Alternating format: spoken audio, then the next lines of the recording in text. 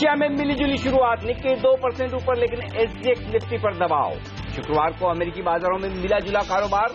Fade chairperson Janet Yellen ने दरों में बढ़ोतरी के समय पर रखा सस्पेंस बरकरार। फेड चेयरपर्सन के बयान के बाद डॉलर उछला, येन के मुकाबले 2 हफ्तों की ऊंचाई पर, लेकिन क्रूड फिसला, ब्रेंट क्रूड $49 पर।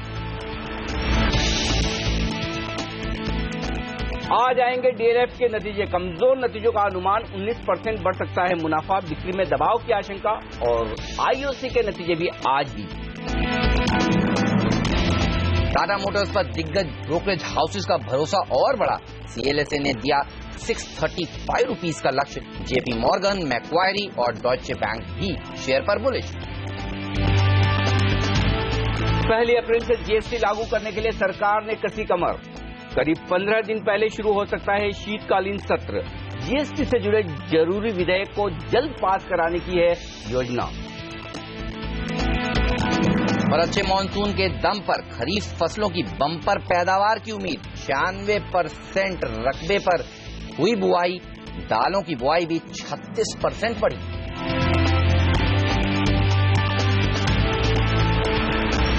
सितंबर सीरीज की भारतीय बाजारों ने की कमजोर शुरुआत और अब अमेरिका में इस साल ब्याज दरें बढ़ना लगभग तय। ऐसे में क्या भारतीय बाजार और दबाव देखेंगे?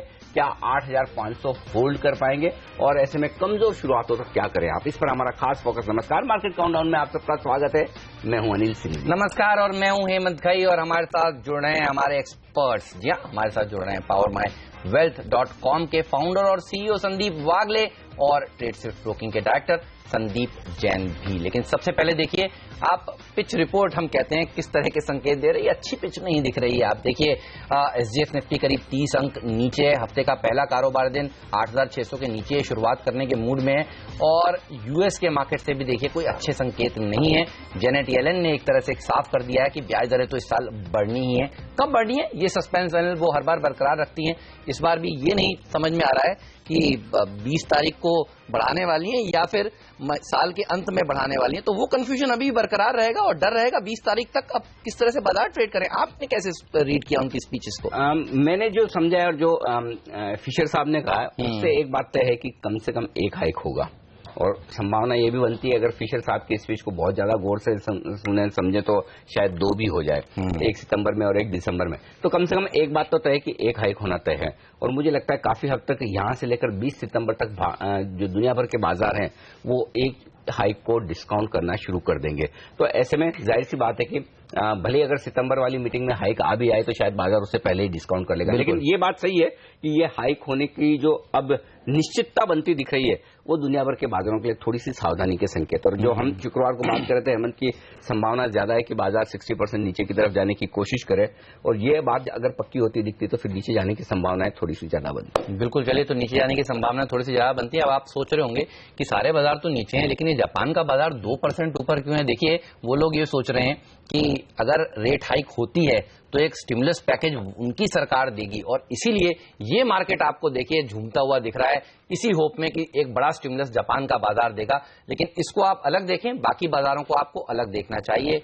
और दिक्कत की बात हो सकती है अनिल, फिर तो आज के दिन ये बताइए, एसजीएक्स निफ्टी तो शुरुआत ही कर रहा है 8,600 के नीचे, और आप कह रहे थे कि आज नजर होनी चाहिए कि 8,500 का स्तर कहीं ना तोड़ दे। तो जो रेंज थी वो क्या नीचे की तरफ खिसकती हुई दिख रही है अब आपको? बिल्कुल, और पिछले 2 दिनों से हम 8,600 के नीचे क्लोज दे रहे हैं। और शुक्रवार को हम यही बात कर रहे थे कि हमें निफ्टी पर 8,600 और बैंक निफ्टी पर 19,300 के ऊपर की क्लोज चाहिए, वो मिली नहीं।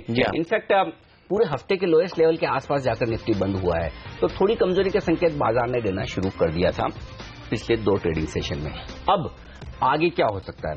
पहली बात तो ये साफ है कि अब नई तेजी की संभावना तभी बनेगी जब आप 8,700 को पार करके टिके, जो फिलहाल बहुत दूर नजर आ रहा है। भले हम 125 पॉइंट, अगर 25-30 पॉइंट नीचे खुल गए तो काफी दूर हो जाएंगे। तो पहली बात तो ये कि इसलिए अब काफी हद तक बाजार उछाल में बिकवाली का माहौल बनाते हुए दिख रहा है, जैसे कि 8,700 को क्रॉस न करें। नया अहम सपोर्ट जो है निफ्टी पर 8,500 है और बैंक निफ्टी पर 19,000 का। इनके नीचे जाने पर कमजोरी आपको तेजी से बढ़ती हुई दिखेगी। तो ये दो लेवल्स नजर में रखें। जहां तक आज की ट्रेडिंग का सवाल है, निफ्टी शॉर्ट करें 8,625 स्टॉप लॉस है। मैं 8,700 भी नहीं दे रहा हूं, स्टॉप लॉस मैंने वहां से थोड़ा नीचे कर लिया है 8,625 का। टारगेट पहला 8,500 का है और उसके बाद 8,450 तक हो सकता है। बहुत बोल्ड और कॉन्ट्रा कॉल अगर लेना चाहें तो 8,500 के आसपास एक बार की निफ्टी रुक सकता है, क्योंकि अहम सपोर्ट है उसके आसपास खरीदें। 50 पॉइंट नीचे का स्टॉप लॉस लगाकर 8,575 के लक्ष्य के लिए। बैंक निफ्टी पर मैं बाय कॉल नहीं दे रहा हूं कॉन्ट्रा होकर, बल्कि शॉर्ट कॉल ही रखा है। 19,350 का स्टॉप लॉस लगाकर शॉर्ट करें। पहला टारगेट तो 19,000 का है, ये अहम सपोर्ट है और इसके नीचे फिसला तो आसानी से बैंक निफ्टी में आपको 200-300 पॉइंट की कमजोरी बहुत आराम से बहुत जल्दी मिल जाएगी। तो गिरावट अगर होगी, बड़ी होगी, तो उसकी आपको लीडरशिप बैंक निफ्टी से आती हुई दिखेगी, वहां पर नजर रखें। जहां तक सेक्टर्स का सवाल है, आईटी और हाई बीटा मिड कैप शेयरों में सावधान रहें। मिड कैप शेयरों ने अब तक बहुत अच्छी मजबूती दिखाई है, लेकिन अगर सेंसेक्स निफ्टी अब गिरना शुरू हुए तो ये स्टॉक्स बचेंगे नहीं, यहां पर ज्यादा मार पड़ेगी। तो ट्रेडर्स को खासतौर से वायदा कारोबार के हाई बीटा स्टॉक्स में ज्यादा सावधान रहना चाहिए।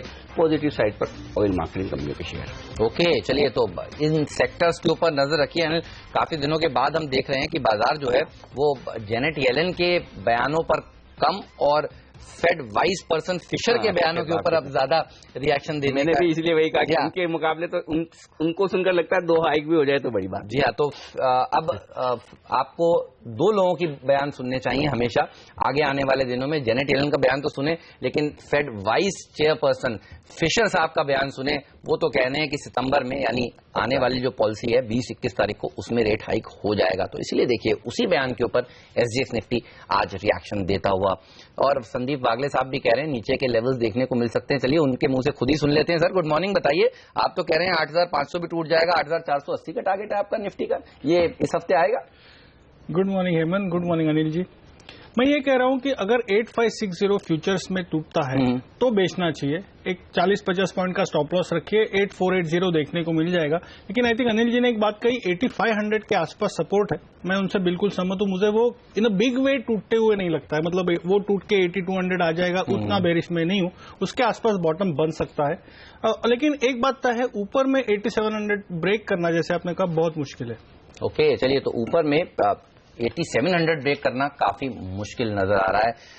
शायद संदीप जैन हमारे साथ अभी जुड़े हैं, नहीं जुड़े हैं। ओके, चलिए वो अभी जुड़े नहीं है, जैसे जुड़ेंगे हम उनसे भी पूछेंगे कि उनका व्यू क्या है। संदीप वागले साहब का आज का टॉपिक भी आपको बताने वाले हैं हम कुछ ही देर में, लेकिन पहले पूछते हैं अनिल से कि एफआईआई का डेटा तो अच्छा लग रहा है। ये एक डेटा है जिसको देखकर थोड़ा सा बुल्स आज होपफुल होंगे, आप कैसे रीड कर रहे हैं? 341 करोड़ रुपए की कैश मार्केट में खरीदारी, इवन वायदा में भी खरीदारी करी। वायदा में बहुत अच्छे आंकड़े हैं हेमंत, और यही वजह है कि शायद बाजार बहुत आसानी से, बहुत जल्दी, बहुत तेजी से न टूटे। 1,051 करोड़ के इंडेक्स फ्यूचर्स जो एफआईआई ने खरीदे वो काफी अच्छे कहे जाएंगे। और खासतौर से तब जबकि आप देखिए बाजार कमजोर बंद हुए, तो कम से कम एफआईआई ने 8,600 के नीचे शॉर्ट कवरिंग की है, कुछ फ्रेश खरीदारी की है निफ्टी पर भी और कुछ हद तक बैंक निफ्टी में। हाँ, ये जरूर है कि निफ्टी में खरीदारी हुई है, बैंक निफ्टी में थोड़ी सी पोजीशंस कम हुई है।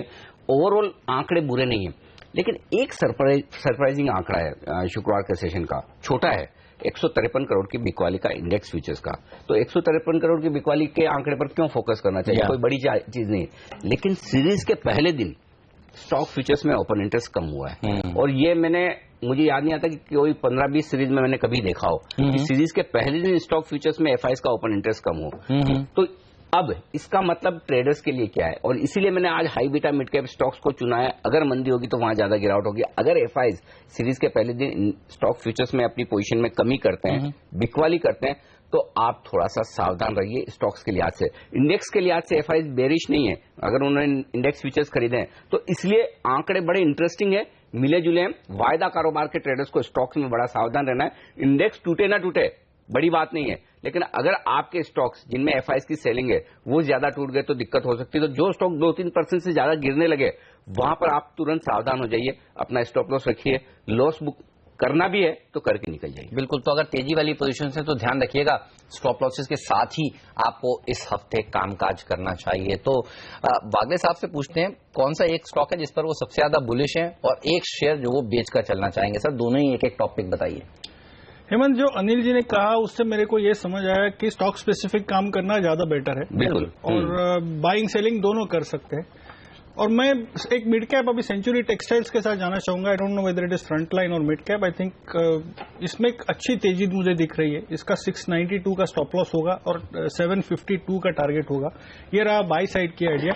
एक HDIL में मुझे सेल दिखाई दे रहा है, क्लियर ब्रेकडाउन है और मोमेंटम इंडिकेटर्स भी ये कहते हैं कि अच्छी खासी फॉल 1 या 2 दिन में आ सकता है। तो 86 का मेरा टारगेट होगा, स्टॉप लॉस होगा 95। चलिए, तो खरीदें आप सेंचुरी टेक्सटाइल, बेचें आप HDIL, दोनों ही high beta mid cap stock. तो यहां पर ट्रेड करने की राय वागले साहब की। संदीप जैन साहब हमारे साथ हैं, ट्रेड स्विफ्ट ब्रोकिंग के डायरेक्टर, और उनसे पूछते हैं आज उनकी लिस्ट में सबसे ऊपर स्टॉक कौन सा है खरीदारी या बिकवाली के लिहाज से। टॉपिक आपकी संदीप आज के लिए। इप्का लैबोरेटरीज, मुझे ऐसा लगता है कि ये स्टॉक काफी पिटा हुआ स्टॉक है, ऊपरी लेवल से काफी नीचे आया हुआ है और जिस तरीके से लोअर लेवल्स पे इन्वेस्टमेंट बाइंग आ रही है तो मुझे लगता है कि ये स्टॉक आज चलना चाहिए और ओवरऑल स्टॉक स्पेसिफिक अप्रोच रखें, लार्जर मिड कैप्स को ढूंढने की कोशिश करें। चलिए, तो इप्का लैब्स एक डिफेंसिव्स है, यहां पर नजर होनी चाहिए, तेजी की साइड पर आपको ध्यान रखना चाहिए। तो इप्का लैब्स है संदीप जैन का आज का टॉप पिक। लेकिन एफएनओ से किस तरह के संकेत मिल रहे हैं? आप कह रहे हैं रेंज थोड़ी नीचे शिफ्ट होती हुई दिख रही है, वो क्या डेटा भी दिखा रहा है? डेटा दिखा रहा है कि शायद एक बार की बाजार 8,500 को टेस्ट करने की कोशिश करे, लेकिन फिलहाल डेटा ऐसा नहीं है हेमंत की जिससे मैं ये बहुत ठोक बजा कर कह दूं कि 8,500 टूट ही जाएगा। बाजार ने 8,700 का टॉप बना दिया है, अब इसके ऊपर नहीं जा सकता है, वापस रिकवरी नहीं है, वैसे डेटा भी नहीं है। और उसकी वजह यह कि 8,500 के पुट पर शुक्रवार को सीरीज के पहले दिन 13 लाख शेयर जुड़े और उसके ठीक नीचे 8,400 पर 18 लाख शेयर पुट में जुड़े, तो बड़ी ओपन पोजीशन बनी है। हालांकि ये अलग बात है कि एफआईज ने पुट ज्यादा खरीदे हैं ऑप्शंस में, एफआईज हेजिंग करने के लिए आज से। तो एफआईज ने बड़ा इंटरेस्टिंग ट्रेड किया है, इंडेक्स फ्यूचर्स खरीदे और सामने पुट खरीद लिए ताकि आपकी हेजिंग बराबर रहे मार्केट में। अब ऐसे में 8,500 के आसपास अगर बाजार आता है, आप शॉर्ट है तो एक बार की कम से कम आपको शॉर्ट कवरिंग कर लेनी चाहिए। ये वायदा कारोबार के डेटा बता रहे हैं। तेजी करनी है या नहीं करनी वो आपके ऊपर डिपेंड करता है, क्योंकि लगातार तीसरा दिन अगर कमजोर होंगे ना तो तेजी करने वाले लोगों की नर्वसनेस दिखेगी। लेकिन उस नर्वसनेस में आपको मंदी की पोजीशन एक बार काट लेनी है, फिर वापस से अगर आपको 75-100 पॉइंट ऊपर मिले 8,575, 8,600, तब आप फिर से शॉर्ट कीजिए। ये ज्यादा सही रणनीति हो सकती है। जहां तक पोजीशंस का सवाल है, निफ्टी में 3-3.5 लाख शेयर जुड़े हैं, जबकि बैंक निफ्टी में लगभग 1.5 लाख शेयर से ज्यादा कम हुए हैं शुक्रवार के सेशन में। इसका मतलब साफ है कि नर्वसनेस बैंक निफ्टी में थोड़ी सी ज्यादा है और बैंक निफ्टी ने 19,300 के नीचे 5 दिन के बाद क्लोजिंग भी दी है। तो अब आज ये जरूरी है कि बैंक निफ्टी 19,000 के नीचे क्लोज ना दे, और 19,000 का लेवल आपको ध्यान होगा काफी समय तक बैंक निफ्टी स्ट्रगल करता रहा उसके पार निकलने के लिए, तो अब वो एक अहम सपोर्ट हो जाता है। 19,000 के नीचे बंद होने की संभावना के बाद बैंक निफ्टी में 400-500 पॉइंट की गिरावट का एक रास्ता खुलता हुआ दिखता है। इसलिए बैंक निफ्टी ज्यादा अहम सपोर्ट के नजदीक आता दिख रहा है, जो 19,000 है, और निफ्टी 8,500 है। ऊपरी स्तर पर 8,700 पर जो कॉल ऑप्शंस लगभग 6 लाख शेयरों के राइट हुए, तो मुझे लगता है थोड़ा सा वहां पर दबाव रहेगा। तो वैसे ट्रेडिंग रेंज वही है 8,500, 8,700 की। रुझान थोड़ा सा नेगेटिव साइड पर है, कमजोर शुरुआत हो, गैप डाउन ओपनिंग हो, 8,500 के नजदीक आ जाएं, एक बार की शॉर्ट कवरिंग करें, इंतजार करें इंट्राडे उछाल का, और फिर उसके बाद वापस बिकवाली करें। चलिए, तो ये रहा है बाजार के ऊपर थोड़ा सा कॉशियस रहने का समय और नजर रखनी चाहिए 8,500 के ऊपर, क्योंकि यहां तक जाने का दमखम रखता है निफ्टी इस हफ्ते। ये हमारे एक्सपर्ट्स की राय और बात का लबोलबाब भी, लेकिन बाकी के एक्सपर्ट्स क्या मान रहे हैं चलिए आपको बता दें कि आज टॉप 5 एक्सपर्ट्स निफ्टी पर क्या कॉल दे रहे हैं, और राय आपकी स्क्रीन पर। आशुतोष शर्मा की राय सबसे पहले देखिए, टारगेट दे रहे हैं 8,660 का, 8,540 के स्टॉप लॉस के साथ तेजी करें। लेकिन जेके दोषी बेचना चाहते हैं निफ्टी को 8,650 के स्टॉप लॉस के साथ, और उनका लक्ष्य 8,570 का। मुझे लगता है ये लेवल जरूर फ्यूचर के होने चाहिए, क्योंकि 8,570 के आसपास निफ्टी बंदी हुआ है। बिल्कुल। चलिए, सुमित बगड़िया की राय देख लेते हैं, एसोसिएट डायरेक्टर हैं चॉइस ब्रोकिंग के। वो भी कह रहे हैं बेचकर ही चलना चाहिए, 8,450 तक का टारगेट दे रहे हैं वो, 8,680 का एक स्टॉप लॉस पे आपको जरूर रखना चाहिए। रजत बोस काफी समय से इंतजार कर रहे हैं बाजार के गिरने का, उनका शॉर्ट कॉल बरकरार है, 8,655 का उनका स्टॉप लॉस है और 8,550 का लक्ष्य। चलिए, उनका साथ आज पुनीत किंद्रा भी दे रहे हैं। अनिल, वो कह रहे हैं कि 8,525 का टारगेट है उनका, और 8,630 के आसपास एक स्टॉप लॉस भी आपको जरूर रखना चाहिए। तो आज ज्यादातर एक्सपर्ट्स देखिए बेरिश दिख रहे हैं, 5 में से 4 कॉल तो बेचने की।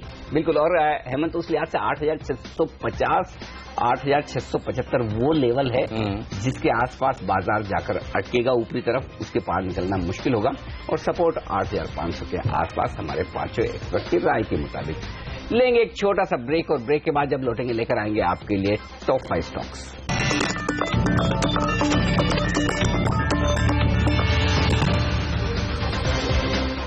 स्वागत है आप सभी का सीएनबीसी आवाज पर। क्या वक्त हो गया ये जानने का कि आज कौन से वो टॉप 5 स्टॉक्स हैं जहां पर आपकी नजर आज जरूर होनी चाहिए।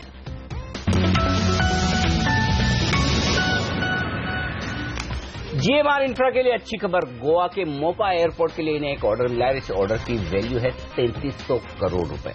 और नजर रखिए अडानी एंटरप्राइज और अडानी पोर्ट पर भी प्रमोटर्स गिरवी रखे हुए शेयरों की संख्या देखिए बढ़ती जा रही है, यानी और नए गिरवी शेयर रख रहे हैं और ये बाजार को दरअसल पसंद नहीं आता है। उन्होंने करीब करीब 1.65 नए गिरवी शेयर बनाए हैं, प्लेज क्रिएट करी है अडानी एंटरप्राइजेज में, और अडानी पोर्ट्स में भी करीब करीब 1.25 करोड़ से ज्यादा शेयर गिरवी रखे हैं। तो इन दोनों स्टॉक्स में आज दबाव देखने को मिल सकता है। हिंदुस्तान जिंक 29.5% हिस्सेदारी है सरकार के पास। और पीयूष गोयल साहब जो बिजली मंत्री, उन्होंने ये कहा कि सरकार का कोई इरादा नहीं है कि ये हिस्सेदारी खरीदे, बल्कि सरकार इस हिस्सेदारी को बेचने की काफी लंबे समय से योजना बना रही है। खुद वेदांता ग्रुप जो कि प्रमोटर है हिंदुस्तान जिंक का, उन्होंने ये साफ संकेत दिए कि वो खरीदना चाहते हैं, प्रीमियम पर खरीद सकते हैं। तो एक अच्छी खबर ये है हिंदुस्तान जिंक के लिए कि सरकार का इरादा नहीं है हिस्सेदारी खरीदने का, बल्कि बेचना चाहते हैं। क्लेरिस लाइफ साइंसेज के ऊपर रखें नजर। यहां से एक इंजेक्शन के लिए इनको ANDA का अप्रूवल मिल गया है US FDA की तरफ से, तो इस स्टॉक में थोड़ी तेजी आज के दिन बन सकती है। KSK एनर्जी, इन्होंने सिक्योरिटी इशू के जरिए 5,000 करोड़ जुटाने के मामले को बोर्ड से मंजूरी दे दी। चलिए, तो ये तो थे वो 5 स्टॉक्स जहां आपकी नजर होनी चाहिए, लेकिन एक शेयर जिस पर आपकी नजर जरूर होनी चाहिए वो है टाटा मोटर का स्टॉक। जी हाँ, नंबर्स आए थे शुक्रवार को बाजार बंद होने से पहले और आपने देखा नंबर्स के बाद स्टॉक में एक अच्छा मूव देखने को मिला। शॉर्ट कवरिंग रैली थी और अब ब्रोकरेज हाउसेज उन नंबर्स को देखकर बहुत उत्साहित हैं। एक के बाद एक ब्रोकरेज हाउसेज ने अपने लक्ष्य ऊपर की तरफ रिवाइज किए हैं। कि तो क्या कह रहे हैं ब्रोकरेज हाउसेज और क्या लक्ष्य दे रहे हैं, ये बताने के लिए नियति हमारे साथ जुड़ चुके हैं। नियति, बताइए, ज्यादातर रिपोर्ट्स बुलिश हैं या सभी रिपोर्ट्स बुलिश हैं? ऑलमोस्ट सारी रिपोर्ट्स बुलिश हैं और वो जो तेजी की आप बात कर रहे थे हेमंत, तो आज भी जारी रहेगी। जिस तरह से आज ब्रोकरेजेस अपने टारगेट प्राइस इंक्रीज किए हैं, CLSA जो कि लंबे समय से टाटा मोटर्स पे बुलिश है, अपना रिटरेट कर रहा है अपना बाय का कॉल। टारगेट प्राइस 545 का था, अब इसे बढ़ाकर के 635 का कर रहे हैं। मौजूदा भाव से आपको ये शेयर 26% का एक अपसाइड दिखा सकता है। 21% EPS CAGR अगले 2 साल में इनको उम्मीद है क्लॉक करने की। फॉरेक्स लॉसेस के कारण भले ही JLR के मार्जिन्स पर दबाव देखने को मिला, मगर ये शेयर बाउंस बैक करेगा, इनको पूरा भरोसा है। वॉल्यूम ग्रोथ का आउटलुक इनको स्ट्रांग नजर आ रहा है, यहां से इनको रॉबस्ट पाइपलाइन की उम्मीद है। और साथ साथ में जो उनका घरेलू कारोबार है उसने सेकंड तिमाही है जो कि लगातार प्रॉफिट में दी है। यही रीजन है कि ब्रोकरेजेस सारे के सारे बुलिश है। मैक्वारी अपनी आउट परफॉर्म की रेटिंग मेंटेन कर रहा है।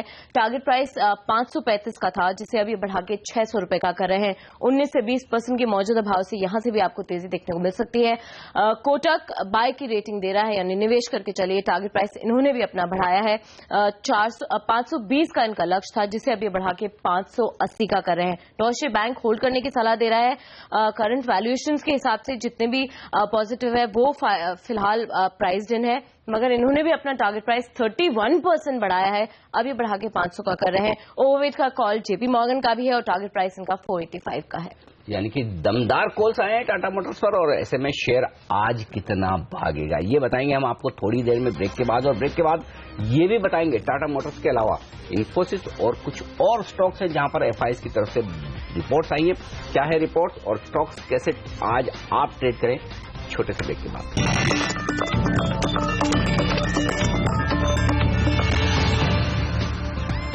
टाटा मोटर्स की तो हमने बात की जहां कई सारे FI ब्रोकरेजेस ने अपने लक्ष्य बढ़ाए हैं, लेकिन इनके अलावा भी कई सारे स्टॉक्स हैं जहां पर रिपोर्ट्स आई हैं। तो वो तमाम रिपोर्ट्स हैं नीति के पास, जानते हैं।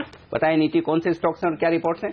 इन्फोसिस में सबसे पहले बात करेंगे। विशाल सिक्का की एनालिस्ट कॉल हुई थी, हमने आपको सीधे तौर पर बताया था कि वो कॉशियस है और साथ साथ में उन्होंने अपना जो गाइडेंस है वो उसका रिवीजन उन्होंने डिले कर दिया। अब अक्टूबर में वो बताएंगे। ब्रोकरेजेस अपने टारगेट प्राइस घटा रहे हैं, हालांकि रेटिंग सभी ने अपनी मेंटेन की है। CLSA आउट परफॉर्म की रेटिंग मेंटेन कर रहा है। ईपीएस अनुमान अगले 2 साल के लिए 1 से 2% घटाए हैं। टारगेट प्राइस इन्होंने 1200 से घटा करके 1120 का कर दिया है।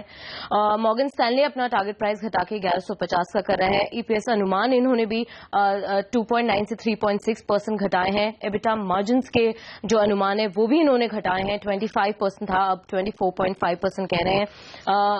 ल्यूपिन पे आज अंडर परफॉर्म का रेटिंग आया है क्रेडिट स्विस का। इनफैक्ट ये डॉक्टर रेड्डीज पे भी आज अंडर परफॉर्म है। टारगेट प्राइस इन्होंने 1450 से घटा करके 1290 का किया है। बड़ा डाउनग्रेड है टारगेट प्राइस में।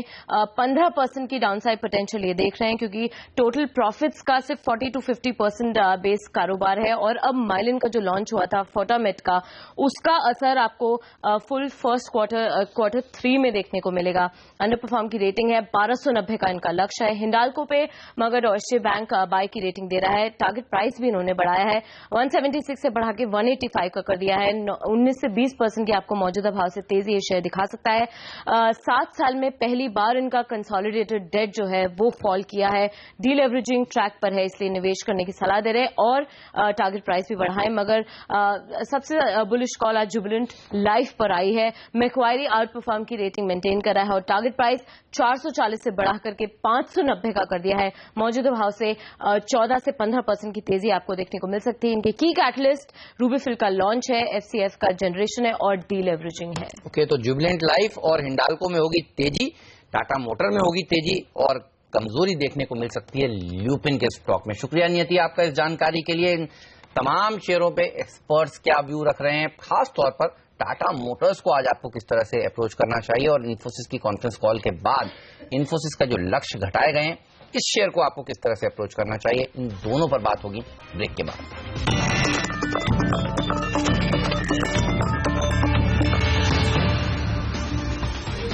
स्वागत है आप सभी का सीएनबीसी आवाज पर। आप देख रहे हैं मार्केट काउंटडाउन। ब्रेक से पहले हमने आपको बताया ब्रोकरेज हाउसेस के क्या व्यूज बन रहे हैं, खासतौर पर टाटा मोटर्स इन्फोसिस के ऊपर। और टाटा मोटर्स पर एक कॉल लेना चाहता हूं। संदीप जैन जी, कैसे रीड किया आपने नतीजे और अब आपको क्या लग रहा है, ये शेयर और ऊपर जा सकता है क्या? ये टाटा मोटर्स ओवरऑल अच्छा लगता है, long term point of view से तो बहुत ही बेहतरीन लगता है। और जिस तरीके की वैल्यूएशन है अभी भी काफी अट्रैक्टिव है और रिजल्ट्स मिक्स थे कहीं ना कहीं और अनुमान से तो खराब ही थे। बट ओवरऑल ऐसा लगता है कि जो वॉल्यूम्स में ग्रोथ आई है और जो डोमेस्टिक बिजनेस में आगे भी ग्रोथ आने वाली है, उन सबको देखते हुए लगता है कि निवेशित रहना चाहिए और यहां से कम 15 से 20% का रिटर्न्स एक्सपेक्ट किया जा सकता है। ओके, तो टाटा मोटर्स में यहां से भी तेजी बनेगी, लेकिन फोकस करते हैं एक बड़ी इवेंट पर। जी हां, मोतीलाल ओसवाल फाइनेंशियल सर्विसेज की एनुअल इन्वेस्टर कॉन्फ्रेंस आज से शुरू हो रही है और इस कॉन्फ्रेंस के मूड माहौल और इसमें भाग लेने वाली कंपनियों पर, उनके तमाम फंड मैनेजर्स, इन्वेस्टर्स पर किस तरह का माहौल बनता हुआ दिखा है, इस पर बातचीत करते हैं। हमारे साथ कार्यक्रम में अब शामिल हो रहे हैं मोतीलाल ओसवाल फाइनेंशियल सर्विसेज के जॉइंट एमडी और को फाउंडर रामदेव अग्रवाल साहब। अग्रवाल साहब नमस्कार, स्वागत है आपका सीएनबीसी आवाज पर। सबसे पहले तो ये बताएं सर, इतने सारे इन्वेस्टर्स आ रहे हैं, आपकी बड़ी कॉन्फ्रेंस है ये, दुनिया भर से फंड मैनेजर्स आए हैं, इसमें किस तरह का माहौल है हिंदुस्तान के बाजारों को लेकर? Good morning viewers. अभी ये जो बड़ा कॉन्फ्रेंस है, ये सबसे बड़ा इंडिया कॉन्फ्रेंस है, वोटेड कॉन्फ्रेंस है, तो इसमें सारी दुनिया से लोग आ रहे हैं और काफ़ी एफआईज हैं और डोमेस्टिक एक्साइटमेंट बहुत ज़्यादा है। इस बार एचएनआईज और अभी अटेंड कर रहे हैं, तो काफ़ी एक्सपेक्टेंट मूड है। जो बाजार का माहौल है, अच्छा मानसून हो गया, जीएसटी हो गया, there is no policy paralysis. प्रधानमंत्री साहब कंटिन्यूअस अभी हफ्ते 15 दिन से कंटिन्यूअस से ये बोल रहे हैं कि he wants transformative steps to be taken. अभी सब क्या चाहिए होता है कि ये सब चीज़ें जो है माहौल बनाती हैं। तो अभी क्या है, बहुत अच्छा पॉजिटिव माहौल है बाजार के लिए। और बाजार भी नीचे से फरवरी में जो 7,000 के आसपास हुआ था, वहाँ से बढ़ के 85-8600 हो गया है। सो सबने पैसे बनाए हैं और माहौल बहुत अच्छा है। और अभी देखते हैं, अभी काफ़ी करीब 150 कंपनी यहाँ प्रेजेंट करेंगे, उसमें से करीब समझ लीजिए आप करीब 12 से 15 कॉर्पोरेट मेन ट्रैक में प्रेजेंट करेंगे और काफ़ी एनजीओज एंड दूसरे भी पॉलिसी मेकर्स, एंटरप्रेन्योर्स, वीसी सब प्रेजेंटेशन करेंगे और उसके बाद माहौल देखेंगे और फिर आपसे बात करेंगे कि क्या जिस निकला कैसा माहौल है कॉर्पोरेट वर्ल्ड में। बिल्कुल, तो आप कह रहे हैं 150 कंपनियां यहाँ पर आने वाली हैं। सर बताएं, अगर कौन सी वो कंपनियां हैं, कौन से सेक्टर्स और कौन सी कंपनियां खासतौर पर मैनेजमेंट्स आने वाले हैं जिस पर सबकी नजर होनी चाहिए? अभी 150 में तो क्या पूरे 60% of the market cap, almost everybody who matters for investing, वो सब कुछ ही आ रही। मतलब आप समझें कि अभी मेन ट्रैक में भी बैंक्स आ रहे हैं, कंज्यूमर कंपनीज आ रही हैं, ऑटोमोबाइल कंपनीज आ रही हैं। सो कोई ऐसा सेक्टर नहीं है, इंफ्रास्ट्रक्चर सब तरफ से, मतलब 150 कंपनी मतलब कुछ भी बचेगा नहीं। तो ऐसा अब क्या मालूम पड़ेगा कि भाई कहाँ पर, इसमें क्या बहुत सारे आइडियाज भी डेवलप होते हैं, इससे सब मुलाकात होती है, अगले 2-3 दिन तक मुलाकात होगी, तो इससे ये समझ में आएगा कि कहाँ पर नई कहानी बन रही है, कहाँ पर स्ट्रैटेजिक शिफ्ट हो रहा है, कहाँ पर गवर्नमेंट के बारे में भी फीलिंग, गवर्नमेंट के जो पॉलिसीज के बारे में, जैसे गवर्नमेंट बोलती है कि हमने बहुत काम किया है, हमने ईज ऑफ डूइंग बिजनेस किया है, तो ग्राउंड लेवल पे कितना उसका इम्पैक्ट पड़ा है। जैसे जीएसटी आ रहा है, तो जीएसटी का क्या इम्पैक्ट कहाँ कहाँ हो सकता है। अभी ये आज जैसे अडिगोडे साहब प्रेजेंट करेंगे impact of GST. He is one of the foremost and authentic speaker on impact of GST, and he has been the relentlessly demanding for implementation of GST. So ये जितने मुद्दे हैं HPCL प्रेजेंट करेंगे chairman साहब की, what is the impact of the policy so far and what to look for in the policy changes and the impact of in the marketing. I mean, one thing will definitely miss is the Indigo, in the sense that aviation would have been one of the aspirational kind of presentation, but that is not there. बाकी ऐसा every sector is presented. Ramdev sir, पिछले साल इसी conference के वक्त मैंने जब आपसे बात की थी तो आपने एक चीज बताई थी कि पूरे दुनिया भर के इन्वेस्टर्स हिंदुस्तान के बाजारों पर पॉजिटिव है, नई सरकार को बड़ी उम्मीदों से देख रहे हैं, लेकिन अभी भी ग्राउंड लेवल पर काम काफी कुछ होना बाकी है, बातें हुई है, एक्शन होना बाकी है। आज आपने जो शुरुआत की, 2 बढ़िया चीजें बोली कि जीएसटी पास हुआ है, पॉलिसी पैरालिसिस नहीं है, तो क्या पिछले 1 साल में ये जो तमाम फॉरेन इन्वेस्टर्स आपकी कॉन्फ्रेंस में आ रहे हैं वो अब और ज्यादा पॉजिटिव नजर आएंगे सरकार को लेकर, हमारी इकोनॉमी को लेकर, हिंदुस्तान के बाजारों को लेकर? क्या इसकी संभावना दिख रही है आपको? यही तो पर्पस है अनिल ये कॉन्फ्रेंस का, कि सब policy makers, corporates, investors from all over the world, ये सब मिल के ये जो मंथन होता है 3 दिन का, इससे जो निकलता है, इससे मतलब पीयूष गोयल साहब प्रेजेंट करेंगे कल शाम को, तो he is in top slot in terms of everybody's expectation कि वो क्या बोलेंगे और कैसे होगा। पीछे 2 साल पहले गडकरी साहब आए थे, तो सब तरह ये सब बातें होंगी। और एक जो माहौल है, मतलब आप न्यूज़पेपर पढ़िए या पर्टिकुलरली प्रधानमंत्री साहब का जो स्टेटमेंट्स है वो बहुत इनकरेजिंग है कि उनको अब ट्रांसफॉर्मेटिव आइडियाज लेके आने का है, reforms can not be incremental. तो ये एक जो चेंज ऑफ मूड है वो क्या अर्निंग्स में नहीं आता इमीडिएटली, और ये जो इसका जो है इससे माहौल बनेगा, और यदि इससे यदि फॉलोड अप हो गया इम्प्लीमेंटेशन, तो ये सब अब कल परसों मालूम पड़ेगा कि कैसा माहौल है। हमको तो काफी अच्छा लगता है, we are always bullish, particularly I am always optimist, so I always see glass half full rather than half empty. बिल्कुल, आप हमेशा ऑप्टिमिस्ट रहे हैं सर। ये बताइए, जो FIIs के फिगर्स आ रहे हैं पिछले कुछ दिनों में, खासतौर पर अगस्त के महीने के अगर आप देखें तो उनका मूड भारतीय बाजारों पर काफी पॉजिटिव रहा है। 7,200 करोड़ रुपए के आसपास कैश मार्केट में उन्होंने खरीदारी करी, लेकिन DIIs थोड़ा कॉशियस दिख रहे हैं, क्योंकि आप सबसे बात करते हैं, क्यों उनकी तरफ से कॉशियसनेस नजर आ रही है? इसके बारे में अगर हमसे कुछ शेयर करें। DIIs का कॉशियसनेस उनके इन्वेस्टर्स के ऊपर है, क्योंकि जो यहाँ पर HNIs और जो रिटेल इन्वेस्टर्स हैं या जो होलसेल, मतलब उनको एक ऐसा फीलिंग है, शायद आप लोगों ने काफी कंट्रीब्यूट किया है, कि शॉर्ट टर्म में मार्केट करेक्ट होगा, शॉर्ट टर्म में बाजार गिरेगा, और उसके कारण उससे चलते मतलब सबने अपना हाथ रोक रखा है बाजार में खरीदने के लिए। तो उनका या तो नेट बाइंग नहीं है, या एक्चुअली कहीं कहीं तो नेट सेलिंग भी है। तो अब जब यदि म्यूचुअल फंड में फ्लो ही नहीं होगा तो DI का बाइंग कहाँ से आएगा? तो ये एक अच्छा, आप देखिए IPO मार्केट इतना गर्म है। अभी देखिए RBL का इशू आया, उसके पहले वो पर्सनल कंपनी का आया था, सब 50, 60 गुना, 70 गुना होते जा रही है। और सो क्लियरली एक्साइटमेंट तो है ग्राउंड पे। अदरवाइज IPO मार्केट इतना गर्म होने का कोई वजह नहीं हो सकती यदि मान लो ऑप्टिमिज्म ना हो, क्योंकि उसके बारे में कुछ ज्यादा मालूम भी नहीं है। सो क्लियरली लिक्विडिटी है, लोगों की मंशा है कि वो इन्वेस्ट करें, लेकिन अभी सेकेंडरी मार्केट में थोड़ा सा ऐसा फीलिंग है कि अर्निंग्स यदि कैचअप हो जाए, वैल्यूएशन थोड़ा करेक्ट हो जाए तो हम आए। तो ये 1-2 महीने की बात है ये आएंगे आगे पीछे जो है, DI भी आएगा, और जब DI और FI दोनों साथ में भी आ गए तो आप सोचिए क्या होगा। रामदेव सर, आपकी कॉन्फ्रेंस बड़े अहम समय पर शुरू हो रही है, क्योंकि देखिए शुक्रवार देर शाम जेनेट येलन ने जो स्पीच दिया उससे अब लोग ये अंदाजा लगा रहे हैं दुनिया भर में कि कम से कम एक रेट हाइक तो इस साल होना पक्का है। हो सकता है 20 सितंबर की पॉलिसी में ही हो जाए।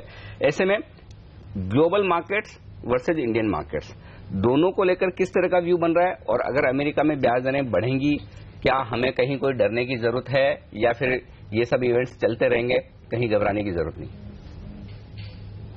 देखिए, मैं इन्वेस्टिंग की बात कर रहा हूं, उसमें कम से कम 3 से 5 साल का समय की अपन बात कर रहे हैं, और जिसमें प्राइस परफॉर्मेंस का जो कोरिलेशन है वो उसके अर्निंग से होता है। कल येलेन क्या बोलेगी और कौन क्या बोलेगा, उससे शॉर्ट टर्म में जरूर फ्लक्चुएशन होगा, बट 3 से 5 साल में वही होगा जो कंपनी में होगा। तो अभी आप देखिए ग्लोबल माहौल में क्या है कि सबसे बड़ी चीज ये है कि निगेटिव इंटरेस्ट रेट है।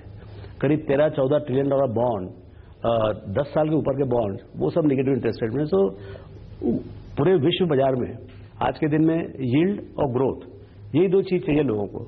और इंडिया एक ऐसी जगह है जहां पर डेट साइड में आपको अच्छा यील्ड मिल रहा है और इक्विटी साइड में बहुत अच्छा और बहुत लंबे समय तक का ग्रोथ का माहौल मिल रहा है।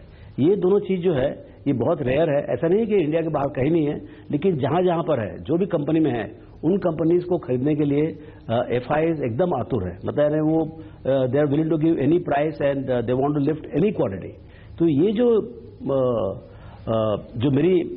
मेरी समझ है कि यदि आपकी कंपनी बहुत अच्छी है और उसमें ग्रोथ है और लंबे समय के लिए ग्रोथ है, 5, 10, 15 साल की ग्रोथ है, तो आप चुप बैठे रहे। उसका भाव कैसे होगा वो समय बताएगा, लेकिन वो एक बहुत बड़ा अपॉर्चुनिटी है इंडिया में, क्योंकि एक ऐसी कंट्री है जहां पर आपको अगले 10-15 साल का ग्रोथ काफी निश्चित तरीके से दिखता है, जो सब जगह कॉमन नहीं है। एक चीज जो मैं समझना चाहता था आपसे वो ये कि चूंकि अब ब्याज दरें बढ़ना तय है, तो अब तक जो हिंदुस्तान में और दूसरे इमर्जिंग मार्केट्स में FIs का बड़ा पैसा आ रहा है वो पैसिव मनी जो ETFs के थ्रू ज्यादा आ रहा है। तो क्या इसमें कहीं कोई कमी या बढ़ोतरी होने की आशंका लगती है ये पूरे बदलाव के चलते? भाई, जो आज की जो समझ है वो जो बाजार डरता है इसी के लिए है कि यदि बाई चांस यदि इंटरेस्ट रेट बहुत बढ़ गया तो फ्लो यहां पर आएगा कि नहीं आएगा। मतलब अभी क्या है, ये क्वेश्चन जैसे ब्रेक्सिट था, ब्रेक्सिट में लोगों समझे थे कि एक तो पहली बात यस आएगा या नो आएगा, वो वोट ही गलत हो गए। अब वोट गलत होने के बाद लोगों लगा कि बाजार पूरा डूब जाएगा। हुआ क्या, सब मार्केट ऑल टाइम हाई में चले गए। तो ये बहुत मुश्किल है ये कहने का कि इम्पैक्ट क्या होगा, क्योंकि देखिए आप जो जितने भी डेवलप कंट्रीज है, चाहे यूरोप हो, अमेरिका हो, यूरोप और जापान, दो मिला के करीब ऑलमोस्ट 30-35% ऑफ वर्ल्ड इकोनॉमी होते हैं। 13-14 ट्रिलियन डॉलर के बॉन्ड जो है they are going negative and now अब इश्यूएंस भी निगेटिव में है। तो अब इस माहौल में आप येलेन मान लो 25 बेसिस पॉइंट से बढ़ा भी देंगे, वो तो क्या है सिर्फ ओवरनाइट रेट ही बढ़ा सकती है। लॉन्ग टर्म रेट जो है लास्ट जो इंक्रीज हुआ था उसके बाद और गिर गया, जो 2% था वो 1.5% हो गया। तो उनका भी बहुत ज्यादा कंट्रोल नहीं है कि किस दिशा में इंटरेस्ट रेट जाएंगे, क्योंकि वो शॉर्ट टर्म भले वो बढ़ा लें, थोड़ा सा उसका इम्पैक्ट जरूर पड़ेगा, लेकिन जो ग्लोबल डिमांड है, ग्लोबल जो वीकनेस है इकोनॉमी में और लैक ऑफ डिमांड है और जो इन्फ्लेशन नहीं है सिस्टम में, उसके लिए she can do nothing about it so long. पूरी दुनिया में जब तक इन्फ्लेशन नहीं आएगा, और इन्फ्लेशन तभी आएगा जब demand will more than supply. तो मेरे को नहीं लगता है कि ये पूरा जो अभी का जो माहौल है उसमें बहुत कुछ बदलाव आने वाला है। उसी कारण से मतलब मेरी समझ भी बहुत कम है, मैं इकोनॉमिस्ट नहीं हूं, लेकिन मेरे को ऐसा लगता है इसमें डरने की कोई बात नहीं है। आप यदि कंपनी बहुत अच्छी है, बहुत अच्छा करने वाली है और आपको रिजनेबल दाम में मिल रहा है, तो आप बैठे अभी खरीदें और चुपचाप बैठे 3-5 साल 10 साल, ऐसे हमने पैसे 20 साल में बनाए हैं और ऐसे पैसे बनेंगे। तो बॉटम अप अप्रोच पैसा बनाकर देगी। लेकिन सर कुछ लोगों से अगर हम बात करते हैं तो वो कहते हैं कि इस समय ग्लोबली जो फोकस वाले सेक्टर्स हैं, IT, फार्मा, इससे दूर रहें, घरेलू स्टोरीज के ऊपर भरोसा करना शायद ज्यादा बेटर रहेगा, क्योंकि अगर आप भारत की इकोनॉमी पर बुलिश हैं तो भारतीय कंपनियां जो भारत में कामकाज कर रही हैं, भारत को कैटर कर रही हैं, वो ज्यादा अच्छा परफॉर्मेंस करेंगी। क्या आप इस थियरी से इत्तेफाक रखते हैं, और कौन से वो फिर सेक्टर्स होंगे जो आपको सबसे अच्छे लग रहे हैं घरेलू बाजार में? देखिए आप एक बात तो मुझे इत्तेफाक में अब समझ में आ रहा है कि इंडिविजुअल स्टॉक्स में डेफिनेटली आप स्टॉक पिकअप करते हैं इंडिविजुअली, लेकिन पूरे अपने पूरे पोर्टफोलियो जो बनाते हैं वो टेक्नोलॉजी एक अलग है। मतलब आपके पास इंडिविजुअल स्टॉक जरूर होने चाहिए, क्योंकि पोर्टफोलियो भी स्टॉक से बनते हैं, तो स्टॉक्स आपको सिलेक्शन सही करना पड़ेगा। लेकिन पोर्टफोलियो कंस्ट्रक्शन भी बहुत इंपॉर्टेंट है पैसे बनाने में बाजार में, क्योंकि आप यदि मान लो 15 स्टॉक है, उसमें हर 15 स्टॉक फायर नहीं करेगा। मतलब हर 15 स्टॉक 365 डेज 24/7 नहीं चलेंगे। उसमें से कुछ स्टॉक 4-5 स्टॉक कभी भी थोड़ा सा स्लो मोड में रहेगा। तो जैसे आपको फार्मा है, आईटी है, आईटी थोड़ा सा because of global problem in BFSI है, थोड़ा सा बेस इफेक्ट भी आ गया है, और it is in mode of transition from erstwhile cost based and headcount driven large IT firms in India to maybe digital oriented, little more transformative. तो थोड़ा सा it is in transition mode पूरा Indian IT industry. लेकिन फिर भी आज आप firms के लेवल पे देखें, आप किसी का IT बजट कम नहीं हो रहा है। मतलब ये है कि इसका स्कोप बहुत अच्छा है आगे भी, और फ्रेंचाइज सेफ है, इनके किसी के मार्जिन में कोई बहुत ज़्यादा डेंट नहीं आया है। वॉल्यूम ग्रोथ अभी भी 10-12% है, लेकिन वो जो 30-40-50% का जो ग्रोथ था जो हम लोग पहले देखते थे 2000, 2003, 2005 में, वो बात नहीं रही है। So clearly it's now much more consolidating, slow mode consolidating kind of industry. तो उसमें उस हिसाब से उसका वैल्यूएशन भी एडजस्ट होता आ रहा है। तो मतलब आपका पोर्टफोलियो जो है बैलेंस होना चाहिए, high growth domestic consumption and may be little slow to mid growth global opportunity also. तो वो बैलेंस करके चलना पड़ेगा। रामदेव सर, बहुत बहुत शुक्रिया आपका CNBC आवाज के लिए वक्त निकालने के लिए और अपनी कॉन्फ्रेंस पर हमसे बातचीत करने के लिए। आपसे फिर जब कॉन्फ्रेंस खत्म होगी तो पूरा समझने की कोशिश करेंगे कि दुनिया भर के इन्वेस्टर्स क्या सोच रहे हैं हिंदुस्तान के बारे में और आगे के लिए क्या ट्रिगर्स निकल कर आ रहे हैं। बहुत बहुत शुक्रिया आज सुबह हमारे साथ जुड़ने के लिए और पूरी राय देने के लिए। धन्यवाद। तो ये थे रामदेव अग्रवाल साहब जो बताते हुए कि हिंदुस्तान में ये एक बड़ी कॉन्फ्रेंस जहां पर 150 से ज्यादा कंपनियां और दुनिया भर के इन्वेस्टर्स, और इस कॉन्फ्रेंस को काफी अहमियत से देखा जाता है और यहाँ पर बड़ा जबरदस्त विचार विमर्श और मंथन होता है और उसके बाद लोग ये अंदाजा लगाने की कोशिश करते हैं कि बाजार का डायरेक्शन किस तरह का रहेगा। बिल्कुल, चलिए लेंगे इस नोट पर एक छोटा सा ब्रेक। कहीं मत जाइए, बने रहिए CNBC आवाज के साथ ही, क्योंकि ब्रेक के बाद हम आपको बताएंगे कौन से वो एक्सपर्ट्स के पिक्स हैं जहां पर आज आप काम करके मुनाफा कमा सकते हैं। संदीप वागले, संदीप जैन के पिक्स के साथ साथ गौरव बिस्सा के पिक्स भी बताएंगे और उनकी रणनीति भी जानेंगे ब्रेक के उस पार।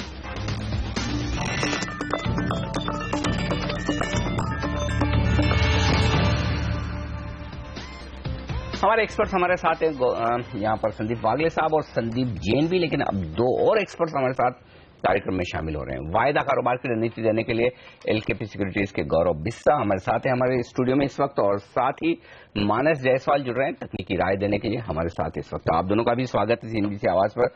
गौरव, पहले शुरुआत आपके साथ की जाए, निफ्टी और बैंक निफ्टी, शॉर्ट या लॉन्ग? Good morning. अगर फिलहाल रुझान अगर देखा जाए तो जो सीमित दायरे में निफ्टी जो काम कर रही है 8550 पे इमीडिएट सपोर्ट लेवल से, तो मुझे लगता है एक बार वहां पे सपोर्ट लेके उछाल आपको देखने मिल सकती है। काफी सीवियर भले ही ना हो, 50-60 पॉइंट्स की उछाल होगी, लेकिन मुझे लगता है बाय करना चाहिए। 858 जो आज थोड़े बहुत माइनर गैप डाउन ओपनिंग ही होगी, तो 8580 के ऊपर निफ्टी को बाय कीजिए। 8550 का स्टॉप लॉस होगा, ऊपर में 8650 के लेवल्स होंगे, ये आज या कल तक के लिए हैं। और सेम विद बैंक निफ्टी 19250 के ऊपर बाय कीजिए, यहाँ से आपको शॉर्ट कवरिंग थोड़ी अग्रेसिव देखने मिल सकती है। 19500 के लक्ष्य होंगे और 19100 का छोटा स्टॉप लॉस होगा। ओके, तो तेजी की राय है, कमजोरी में ये राय हमारे एक्सपर्ट की निकल के आई है। लेकिन मानस, ये बताइए आज कौन से वो स्टॉक्स हैं जहां आपको तेजी या मंदी होती हुई दिखेगी? देखिए, मार्केट में थोड़ा स्टॉक स्पेसिफिक रहे तो बेहतर रहेगा, और जिस तरह के मूव्स हमें फ्राइडे के सेशन में आरकॉम और सेंचुरी टेक्सटाइल में देखने को मिले हैं, मैं समझता हूं कि इन दोनों स्टॉक में पोटेंशियल है, क्योंकि दोनों स्टॉक ने 4 से ब्रेकआउट दिया है। जहां तक बात आरकॉम की है, एक बड़ा अंडर परफॉर्मेंस हमने पिछले दिनों देखा है स्टॉक में, बट जिस तरह फ्राइडे के सेशन में स्टॉक ने 52 के लेवल्स को ब्रेक किया है, वॉल्यूम साथ किया है, और सबसे इंपॉर्टेंट ये है कि 100 दिनों के मूविंग एवरेज के ऊपर अब स्टॉक निकल आया है। तो आप ये मान के चल सकते हैं कि अब स्टॉक 200 दिनों का मूविंग एवरेज टेस्ट करेगा, तो 58 के टारगेट सेट करें, 52 का स्टॉप लॉस लगाएं। और सेंचुरी टेक्सटाइल जहां पर एक करेक्शन के बाद स्टॉक ने 50 दिनों के मूविंग एवरेज पे सपोर्ट लिया, कंसोलिडेशन दिखा और फिर से एक ब्रेकआउट फ्राइडे के सेशन में बहुत ही अच्छे वॉल्यूम के साथ देखने को मिला है। ऑसिलेटर्स पॉजिटिव क्रॉसओवर दे रहे हैं, तो आप उम्मीद कर सकते हैं कि जो पिछले हाई थे करीब 720 से 722 के, स्टॉक्स को ब्रेक करके 740 के लेवल्स को टेस्ट कर सकता है। तो 740 टारगेट सेट करें, 695 का स्टॉप लॉस लगाएं। ओके, तो सेंचुरी खरीदें जो वागले साहब को भी पसंद है, और मानस को भी, और आरकॉम जिसने शुक्रवार को अच्छा मूव दिया था, तेजी यहां पर बरकरार रह सकती है, आगे बढ़ सकती है। लेंगे एक छोटा सा ब्रेक और ब्रेक के बाद लौटेंगे तो हमारे और एक्सपर्ट्स हैं, खासतौर से संदीप वागले और साथ ही गौरव बिस्सा, उन्होंने भी अपनी कुछ बेहतरीन ट्रेडिंग पिक्स रखी हैं अपने पास। जानेंगे बाय या सेल, कौन से स्टॉक्स हैं, क्या टारगेट हैं, इस ब्रेक के बाद।